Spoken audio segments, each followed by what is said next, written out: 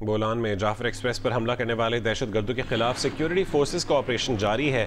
Security ذرائع کا کہنا ہے کہ اب تک 190 مسافروں کو دہشت گردوں سے بازیاب کروا لیا گیا ہے۔ آپریشن کے دوران اب تک 30 دہشت گردوں کو ہلاک کیا جا چکا ہے۔ دیگر دہشت گردوں کے خاتمے کے لیے سیکیورٹی فورسز کا آپریشن جاری ہے۔ سیکیورٹی ذرائع کا مزید کہنا ہے کہ عورتوں اور بچوں کی خودکش بمباروں کے ساتھ موجودگی کی وجہ سے انتہائی احتیاط برتی جا رہی ہے۔ سیکیورٹی ذرائع کا کہنا ہے کہ جعفر ایکسپریس پر بزدلانہ حملے کے دہشت گرد افغانستان میں اپنے سہولت کاروں سے رابطے میں ہیں۔ بولان میں جعفر ایکسپریس پر حملہ کرنے والے دہشت گردوں کے خلاف سیکیورٹی فورسز کا آپریشن جاری ہے۔ سیکیورٹی ذرائع کا کہنا ہے کہ اب تک 190 مسافروں کو دہشت گردوں سے بازیاب کروا لیا گیا ہے۔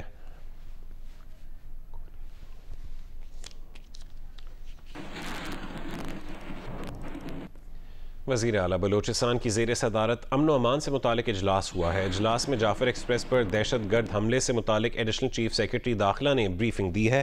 مزید تفصیل حاصل کریں گے جیونس کے نمائندے سلمان اشرف سے۔ سلمان اشرف، کیا بتایا گیا بریفنگ میں؟ جی، جو اجلاس آج منعقد ہوا وزیر اعلیٰ کی صدارت، اس میں جو جعفر ایکسپریس پر حملے کے حوالے سے تمام صورتحال کا جائزہ لیا گیا۔ اس حوالے سے وزیر اعلیٰ کا کہنا تھا کہ حملہ ناقابل برداشت ہے، دہشت گردوں کے خلاف سخت کارروائی کی جائے گی اور کسی کو بھی اس طرح نہیں چھوڑا جائے گا۔ انہوں نے کہا کہ اس حوالے سے سخت فیصلے ناگزیر ہیں کیونکہ بلوچستان میں امن و امان کی صورتحال پر سمجھوتا نہیں کیا جا سکتا۔ واقعے میں ملوث عناصر کو جلد کیفے کردار تک پہنچانے کی ہدایت کرتے انہوں نے کہا کہ ہمیں ہر طرح کی کنفیوژن سے نکل کر دہشت گردی کے خلاف جنگ لڑنا ہوگی۔ دشمن عناصر بلوچستان کے امن کو تباہ نہیں کر سکتے، انہیں ہر صورت ناکام بنائیں گے۔ انہوں نے کہا کہ اس وقت صورتحال یہ ہے کہ دہشت گرد جس بھی ایریا میں موجود پائے گئے ان کے خلاف بھرپور کارروائی کی۔ دہشت گرد 1 انچ پر بھی قابض نہیں رہ سکتے۔ شدت ماحول کو تاثر قائم کرنا ہے، اس کی نفی کے لیے تمام ادارے مل کر کام کریں گے اور جلد ان عناصر کو کیفے کردار تک پہنچائیں گے۔ جی شکریہ سلمان اشرف اپڈیٹ کرنے کے لیے۔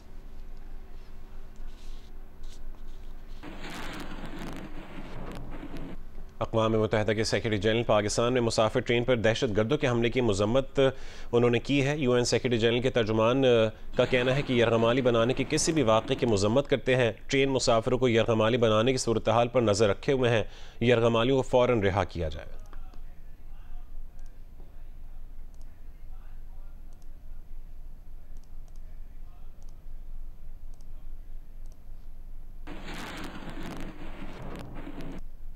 احسن اقبال اور مزمل اسلم اس وقت پشاور میں میڈیا سے گفتگو کر رہے ہیں۔ پھر اس کے بعد ایکسپورٹس اور یہ تمام چیزوں پہ ہم نے بتایا اور ہم باقاعدہ انشاءاللہ تعالیٰ اس میں مزید جو یہاں سے گائیڈ لائنز آئیں گی اس کے اکارڈنگلی اس پہ کام کریں گے۔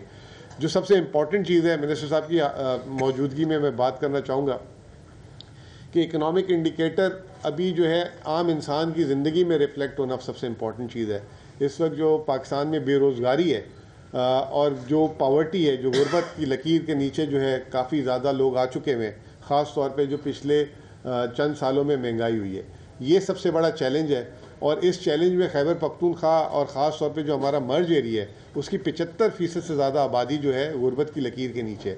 تو یہ بھی ہمیں دیکھنا ہوگا کہ جو ہمارے لیس آپ کی پالیسی میں بھی یہی ہے کہ جو ملک کے جو 20 سب سے جو پسماندہ ڈسٹرکٹ ہیں اس پہ جو انویسٹمنٹ کی جائے گی۔ تو ہم امید کرتے ہیں کہ جو ہمارے خیبر پختونخوا کے جو پسماندہ ڈسٹرکٹ ہیں اس میں جو ہے وفاق سے جو ہے اسپیشل قسم کی وہ آئے گی، مدد آئے گی اور اس میں ڈیولپمنٹ تاکہ وہاں پہ ہو، تاکہ لوگوں کی احساس محرومیت ختم ہو۔ فائنلی یہ کہ اگلا بجٹ آ رہا ہے، اب ہم اس اگلے بجٹ کی بھی جو ہے ایک بات طے ہو گئی ہے کہ کس طریقے سے ہم آئیں گے ساری چیزیں لے کر۔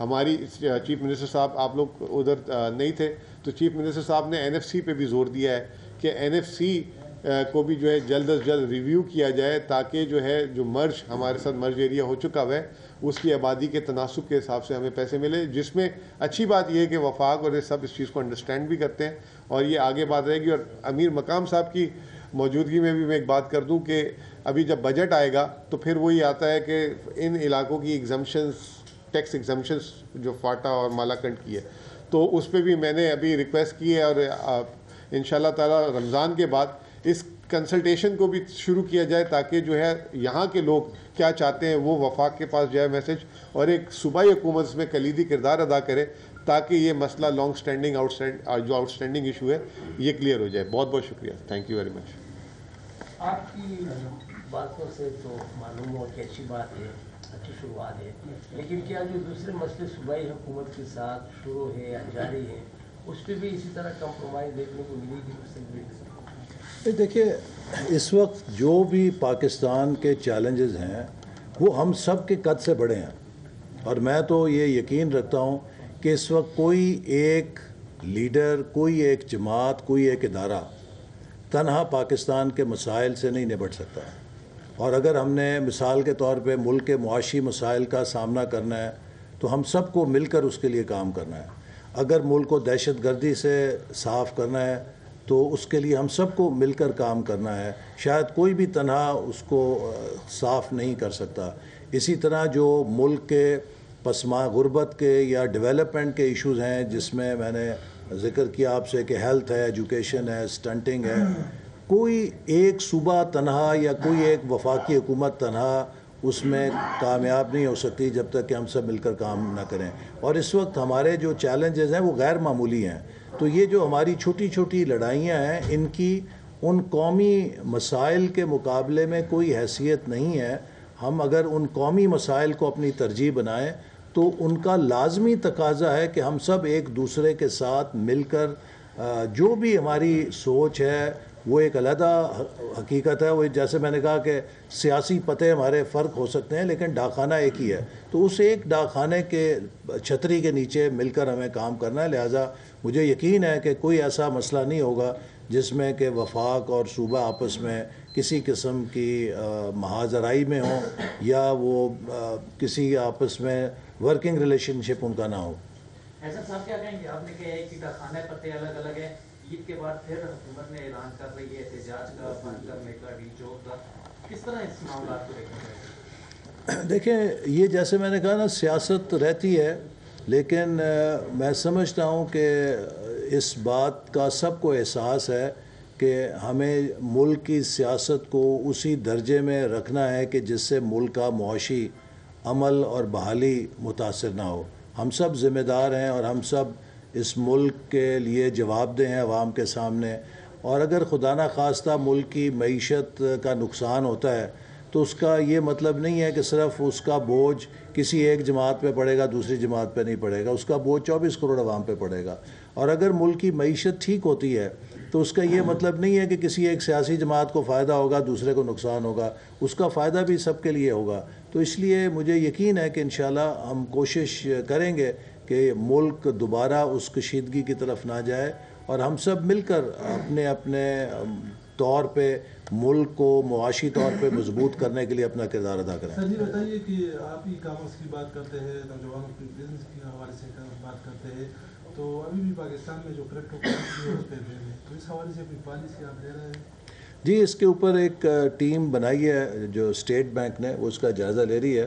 اور اب ہمیں ان نئی ٹیکنالوجیز کو ضرور دیکھنا پڑے گا جو دنیا کے اندر آ رہی ہیں اور اس میں کافی لوگ جا بھی رہے ہیں. تو اسٹیٹ بینک اس کا جائزہ لے رہا ہے. دو سوالات ہیں میرے.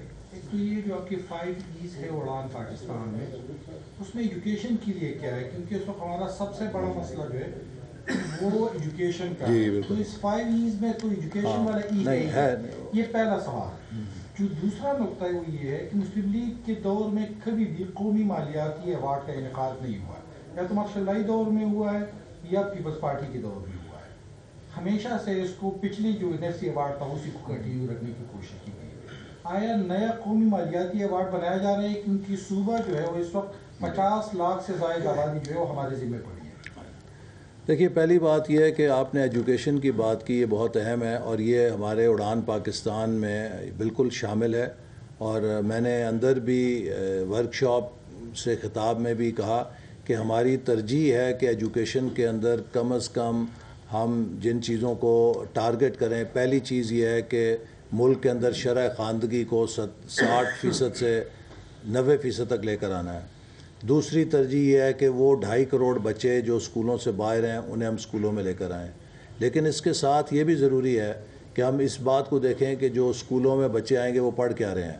لہٰذا ہم صوبوں کے ساتھ مل کر ان 5 سالوں میں پاکستان کے نصاب کو جدید بنیادوں پہ استوار کرنا چاہتے ہیں، جس میں رٹا ختم ہو اور critical thinking, creativity, innovation, problem solving skills جو نئے دور کے تقاضے ہیں اس کے مطابق کریکولم ہو.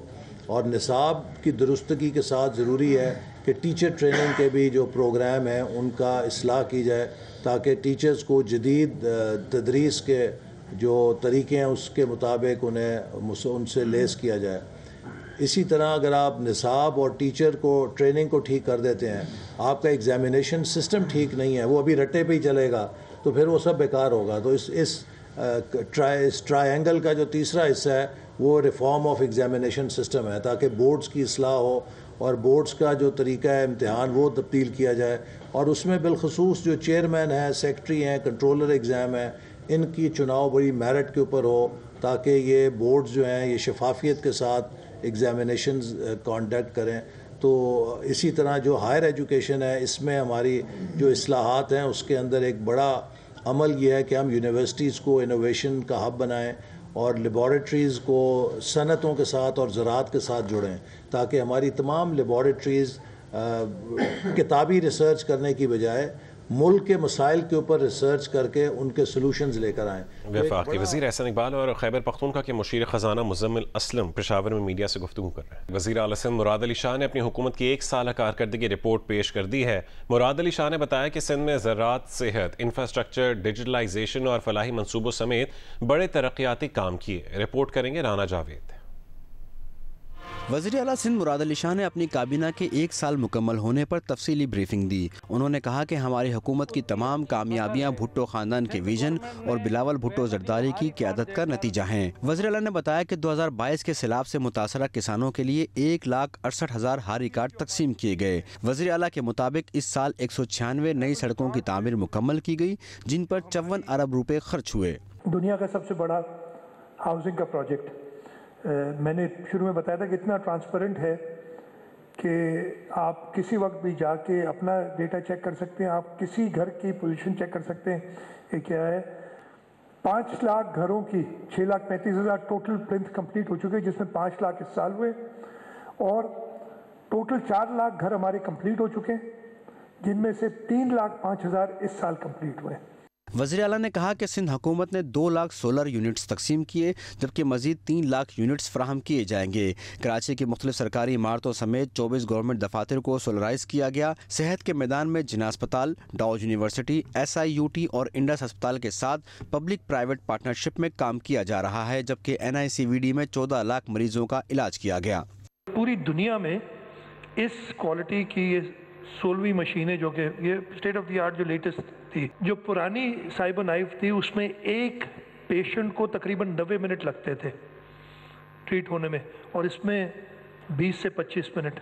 حکومت سندھ کی کارکردگی پر وزیر اعلیٰ نے مزید بتایا کہ ریسکیو 1122 کا مانیٹرنگ سسٹم قائم کر دیا گیا ہے اور 110 نئی ریسکیو گاڑیاں شامل کی گئی ہیں. وزیر اعلیٰ سندھ نے کہا کہ ان کی حکومت عوامی فلاح و بہبود کے لیے عملی اقدامات پر یقین رکھتی ہے. رانا جاوید، جیو نیوز، کراچی. وزیر اعلیٰ پنجاب مریم نواز نے 1 لاکھ ہنرمند نوجوانوں کی ٹریننگ اور ملازمت کی جگہ کے تعین کا ٹارگٹ دے دیا ہے. مریم نواز نے ہنرمند نوجوانوں کو ترجیحی بنیادوں پر کاروبار کارڈ اور کاروبار فائنانس لون دینے کی بھی ہدایت دی ہے. وزیر اعلیٰ نے ہنرمند افراد قوت بیرون ملک بھیجنے کے لیے جامع پلان طلب کر لیا. وزیر اعلیٰ پنجاب کی زیر صدارت ہونے والے اجلاس میں دور دراز علاقوں کے نوجوانوں کے لیے سکلز آن ویل پروجیکٹ متعارف کروانے کا فیصلہ کیا گیا ہے. ٹرانسجینڈر کے لیے اسکل ڈیولپمنٹ پروگرام پہچان شروع کیا جا رہا ہے. 1600 ٹرانسجینڈرز کی ٹریننگ کی جائے گی. اجلاس سے خطاب کرتے ہوئے مریم نواز نے کہا کہ نوجوانوں کو ترقی کے سفر میں شامل کرنے کے لیے ٹریننگ اور جاب مارکیٹ مہیا کریں گے. ہنرمند نوجوانوں کا ہاتھ تھام کر ہی خوشحالی کے راستے پر چلنا ممکن ہوگا. حکومت پنجاب نوجوانوں کی ٹریننگ اور جاب پلیسمنٹ کے لیے سپورٹ کرے گی.